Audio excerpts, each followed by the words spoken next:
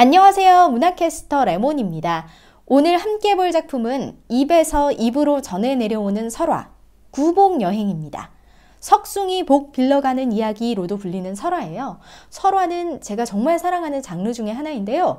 보통 같은 민족 사이에서 오랫동안 전해 내려오는 이야기이기 때문에 이 사람들이 무엇을 중요하게 생각했나? 어떤 가치를 가지고 있었나? 지금이랑은 어떤 점이 또 다른가? 이렇게 많은 것들을 알 수가 있어요. 또 다른 나라의 설화랑 비교를 해보면 이런 점은 비슷하네.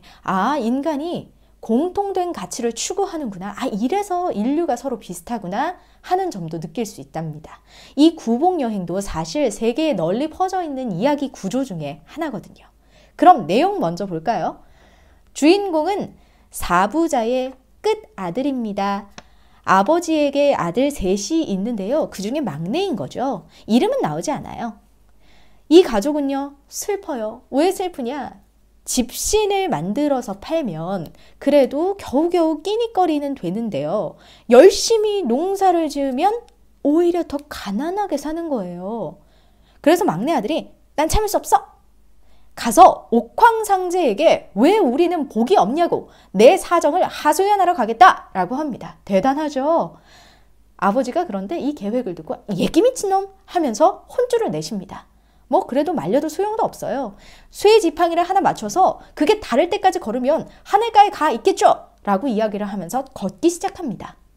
한참을 걷다 보니 중간에 기와집이 하나 나오네요. 배도 고프고 늦었으니 여기에서 좀 묵어야겠다 하고 주인을 찾습니다. 그 여인은 식모와 함께, 남편은 없어요. 단 둘이 식모와 살고 있더라고요. 저녁 식사를 하고 이야기를 나누는데 여인이 묻습니다. 어딜 가시나요? 하니까 난 지금 하늘나라로 가서 내 하소연하러 갑니다 하고 이야기를 했어요. 그랬더니 여인이 그래요? 그럼 내 이야기도 좀 해줄래요? 여인은요, 요 앞들을 다 가지고 있어서 물질적으로 풍요로운 사람이에요. 근데 이 여자의 고민이 뭐냐? 남편을 얻기만 하면 남편이 죽는다네요. 그래서 매번 혼자가 되니 가서 좀 물어봐 주시오 하고 이야기를 합니다. 알겠소 하고 길을 떠나요. 그래서 어디에 다다르냐? 바닷가에 다다릅니다. 바다를 건너려면 배를 타야겠죠. 여기저기 돌아다니다 보니까 작은 배 하나가 있는 거예요. 그래서 그 배를 타고 바다에 나가니까 갑자기 회오리 바람이 쳐서 바다 한가운데 떨어진 거예요. 거기에 뾰족한 산이 하나 있었는데 일단 거기에 배를 댑니다. 산 꼭대기에 올라가 보니까 이무기가 있는 거예요. 여기에는 뭐라고 묘사가 나와 있냐면요. 맷방석처럼 맨들맨들하다 이렇게 묘사가 나와 있는데요. 맷방석이 뭐냐면요. 맷돌을 쓸 때 그 밑에 까는 지프로 만든 방석이에요. 그러니까 이무기가 또아리를 딱 틀고 있었다 이런 말이겠죠. 이무기가 막내 아들을 보더니 뭐야? 웬 사람이 여기까지 왔어? 하고 묻습니다. 막내 아들이 전 지금 하늘나라로 가야 하는데요. 옥황상제 만나야 돼요. 라고 이야기를 해요. 그러니까 이무기가 그래? 그럼 내가 하늘로 올라가도록 무지개 다리를 만들어줄게. 대신 나는 승천할 때가 지났는데도 왜 하늘로 못 올라가냐고 그것만 한번 물어봐 줄 수 있겠니? 라고 이야기를 합니다. 막내 아들은 알겠소 하고 무지개 다리를 건너죠. 왜 우리가 좀 거칠게 싸움하는 영화 같은 데서 보면 너 무지개 다리 건너고 싶냐? 이런 이야기 하잖아요. 그게 또 이런 데서 온 게 아닌가 싶어요. 이 세상 뜨고 다른 세상으로 갈래? 이런 거겠죠. 어쨌든 무지개 다리를 건너서 가자마자 누구를 대면하냐면요. 그토록 바라던 옥황상제와 대면을 합니다. 저 왔어요. 너 왜 온 거니? 우리 사부자는 도대체 복을 어떻게 마련하셨어요? 우리는 왜 농사를 지으면 그렇게 못 삽니까? 그 물음에 옥황상제의 대답이 기가 막혀요. 너네는 있잖아. 몸이 편하면 일찍 죽는단다. 그래서 그랬어. 어떻게 하나요? 달리 방법이 없어요. 그냥 몸을 고생시키면서 그렇게 살아야 하는 거예요. 이렇게 복이 정해져 있는 거니까요.